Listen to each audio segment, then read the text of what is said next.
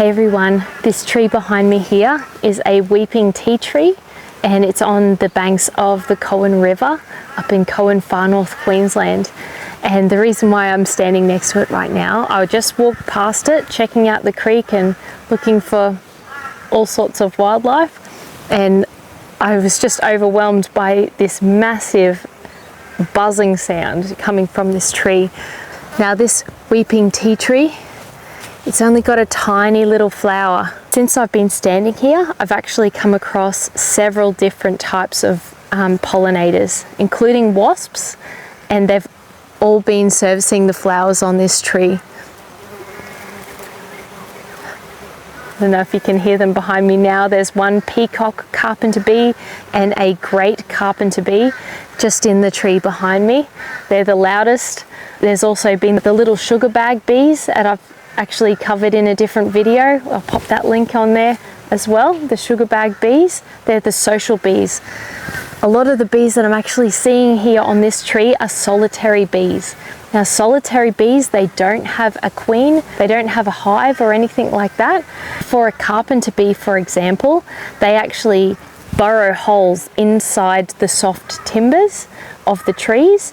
They lay their eggs in there. They collect nectar and pollen to feed their larvae and their babies and to feed themselves, and they don't make honey.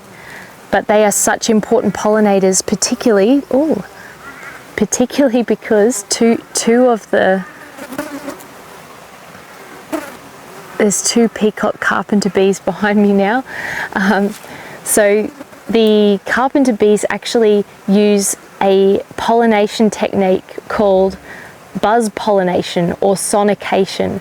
So they actually, you'll see hopefully in the close-up videos that I'll add to this, is actually they will surround the flower itself and then buzz, and that will actually release more pollen. And they're quite hairy little bees, and the hairs will actually take up all of that pollen and then they can transport it to other flowers. It's actually really important, not only for our native trees and plants, but it's actually important for some of our food crops like capsicums and eggplant and things like that. Those flowers actually require sonication for their pollination.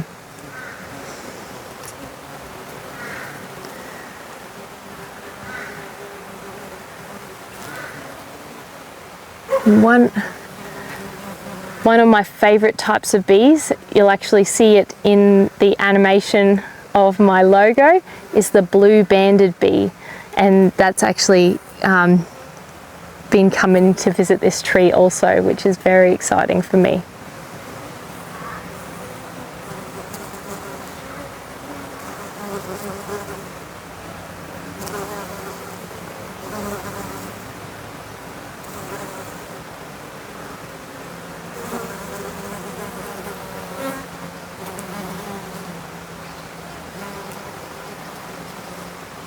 And it really is amazing what happens when you just stop and sit for a few minutes in the Australian bush.